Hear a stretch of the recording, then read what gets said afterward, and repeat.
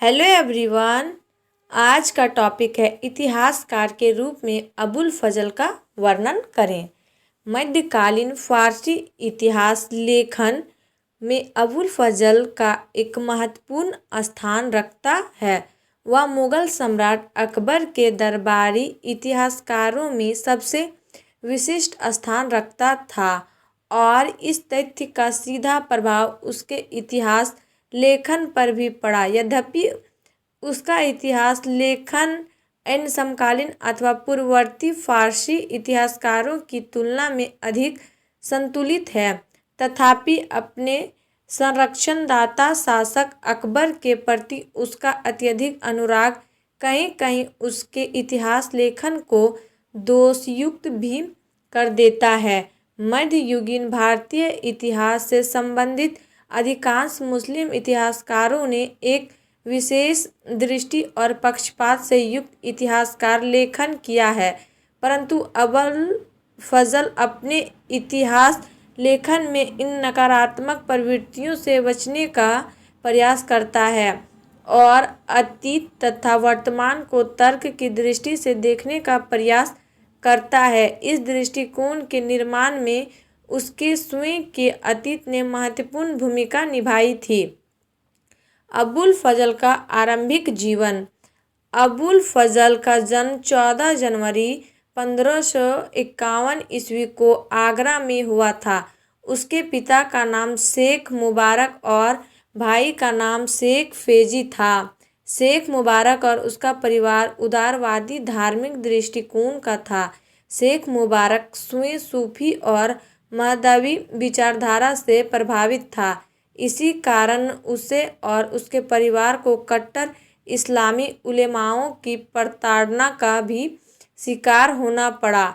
इसी उदार परिवेश और अपने विद्वान पिता का पूरा प्रभाव अबुल फजल के बाल्यकाल पर पड़ा। अबुल फजल आरंभ से ही एक गंभीर विद्यार्थी था और उसने मात्र 15 वर्ष की अल्प आयु में ज्ञान की सभी महत्वपूर्ण शाखाओं पर अधिकार प्राप्त कर लिया। 5 वर्षों के पश्चात अबुल फजल अध्यापन कार्य करने लगा और शीघ्र ही उसकी ख्याति फैलने लगी। 1570 ईस्वी तक अबुल फजल और उसका परिवार कष्ट में जीवन व्यतीत कर रहे थे। कुछ उलेमा इस परिवार को सदैव उत्पीड़ित करते रहते थे। इस दुखद अवस्था का अंत तब हुआ जब अबुल फजल के भाई शेख फैजी को मुगल सम्राट अकबर के दरबार में स्थान प्राप्त हुआ। अब अबुल फजल को भी शेख फैजी के भाई के रूप में मुगल सम्राट अकबर के दरबार में पेश किया गया। इस प्रकार अबुल फजल 1574 ईस्वी से मुगल दरबार से संबंधित हो गया और समय बीतने के साथ ही साथ वह बार बार पदोन्नति भी प्राप्त करता गया। अबुल फजल की विभिन्न रचनाएं। मुगल सम्राट अकबर के दरबार में अपनी सेवा के दौरान अबुल फजल ने विभिन्न प्रकार की रचनाएं की। उनकी कृतियां समकालीन राजनीतिक, आर्थिक, धार्मिक व सांस्कृतिक, प्रशासनिक तथा सामाजिक घटनाओं के वर्णन की दृष्टि से अत्यंत महत्वपूर्ण है।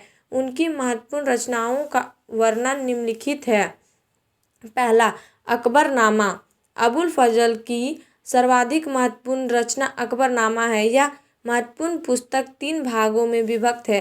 अकबरनामा के प्रथम भाग में मुगल सम्राट हुमायूं समेत उसके सभी पूर्वजों का वर्णन निहित है। अकबरनामा का द्वितीय भाग मुगल सम्राट अकबर के शासन काल से संबंधित घटनाओं के विवरण पर केंद्रित है। इस भाग में अकबर के शासनकाल के प्रथम 46 वर्षों का काल क्रमानुसार वर्णन किया गया है। समकालीन घटनाओं के वर्णन की दृष्टि से यह भाग बहुत महत्वपूर्ण है। दूसरा, आईने अकबरी वास्तव में अकबरनामा का तीसरा भाग है। इसमें मुगल साम्राज्य की प्रशासनिक और धार्मिक क्रियाकलापों की अत्यंत महत्वपूर्ण तथ्य वर्णित है।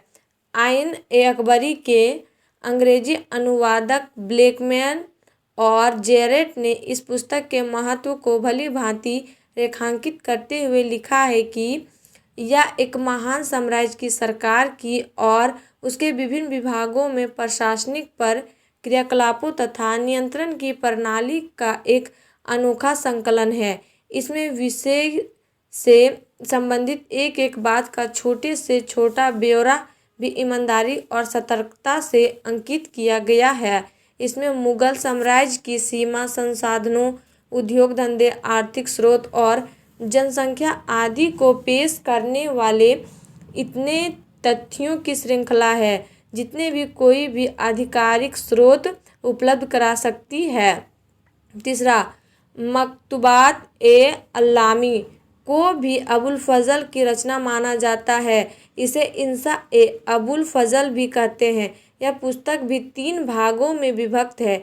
इस पुस्तक में मुख्यतः प्रमुख अमीरों को संबंधित शासकीय फरमानों का वर्णन है। इसमें कुछ ऐसे पत्रों का भी वर्णन है जो अबुल फजल ने मुगल सम्राट अकबर को लिखे थे। उपर्युक्त पुस्तकों की रचना के अतिरिक्त अबुल फजल ने उस पुस्तकों का अनुवाद भी किया था। उसने पंचतंत्र के अरबी अनुवाद, अय्यार ए दानिश का फारसी अनुवाद कालीला व दिमना नाम से किया। अबुल फजल के इतिहास लेखन संबंधी विचार। अबुल फजल के इतिहास लेखन संबंधी विचारों के निर्माण में कई परिस्थितिजन्य तथ्यों ने महत्वपूर्ण भूमिका निभाई थी। मुगल सम्राट अकबर ने 1574 ईस्वी में अबुल फजल को अपना संरक्षण प्रदान किया था। यह समय बहुत महत्वपूर्ण था क्योंकि इसी अवधि के अंतर्गत अकबर ने कई धार्मिक सोपानों की दूरी को तय किया था। इस महत्वपूर्ण अवधि में अबुल फजल को भी महत्ता और सम्राट की कृपा दृष्टि प्राप्त हुई। अबुल फजल की सेवाओं से प्रसन्न होकर उसका मनसब 1000 का कर दिया गया। इस पदोन्नति से उसकी अहमियत भी बढ़ी और वह सम्राट के मंत्रणादाताओं की मंडली में सम्मिलित हो गया। अबुल फजल ने अपनी योग्यता और निष्ठा के बल पर शीघ्र ही सम्राट का सान्निध्य प्राप्त कर लिया। उसने कई प्रशासकीय, धार्मिक और सैनिक दायित्वों का सफलतापूर्वक संपादन किया। परिणामतः वह सम्राट का विश्वास पात्र बन गया। इस स्थिति में कई दरबारी अमीर अबुल फजल से ईर्ष्या करने लगे और उसके विरुद्ध तरह तरह के षड्यंत्र रचने लगे। इस विषम स्थिति को समाप्त करने के लिए सम्राट अकबर ने अबुल फजल को दबनी सूबों की जिम्मेदारी सौंप कर दक्षिण भेज दिया। यहाँ भी अबुल फजल ने अपनी योग्यता और निष्ठा का परिचय दिया। परिणामतः उसका मनसब 5000 का कर दिया गया। यह अबुल फजल की बढ़ती हुई महत्ता का प्रतीक था। इससे उसके विरोधियों में वर्ण पुनः सक्रियता आरंभ हो गई। जब मुगल शहजादा सलीम ने विद्रोह किया, लो दरबार शीघ्र ही 2 गुटों में बंट गया।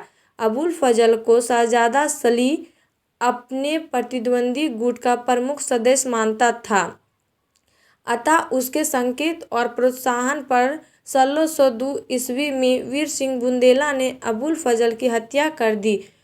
कुल मिलाकर अबुल फजल ने अकबर के दरबार में जो समय व्यतीत किया था, उसका प्रत्यक्ष और अप्रत्यक्ष प्रभाव उसके इतिहास लेखन पर पड़ा।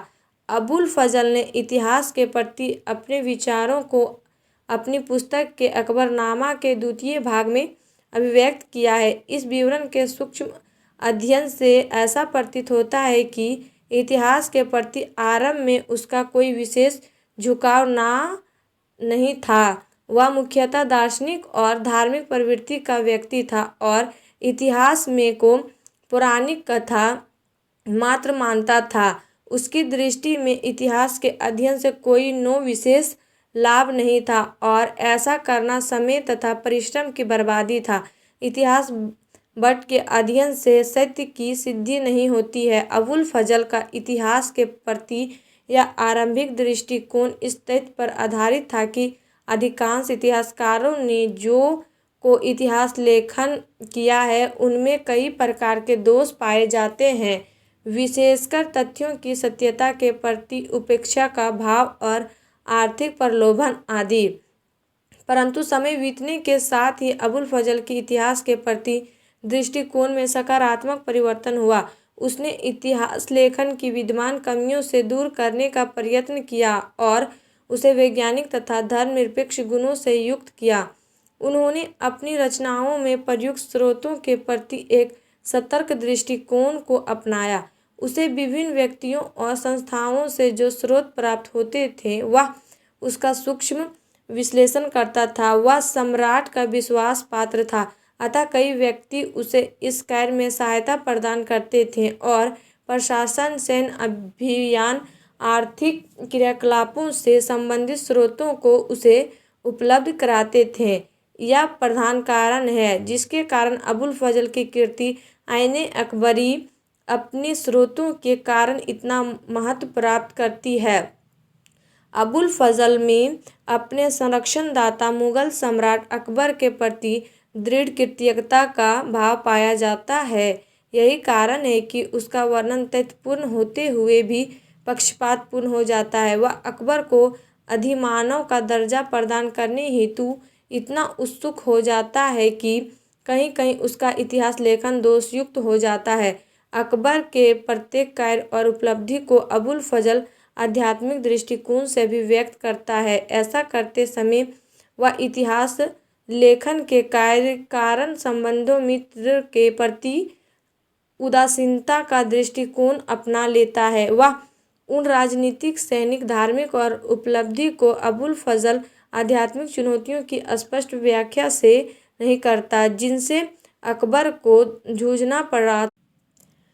वह अकबर को दैवीय गुणों से युक्त कर देता है और यह प्रदर्शित करता है कि अपने इन्हीं गुणों के चलते अकबर ने ही सभी समस्याओं का सरलतापूर्वक समाधान कर दिया था। उसका यह दृष्टिकोण निस्संदेह वैज्ञानिक और तर्कपूर्ण नहीं था। अबुल फजल ने जिन स्रोतों का उपयोग अपनी पुस्तक में किया है वह उनके प्रति आभार भी व्यक्त नहीं करता। वह कहीं भी इस बात का उल्लेख नहीं करता है कि जो स्रोत साधन उसने अपनी रचनाओं में प्रयुक्त किए हैं वे कहाँ से ग्रहण किए हैं।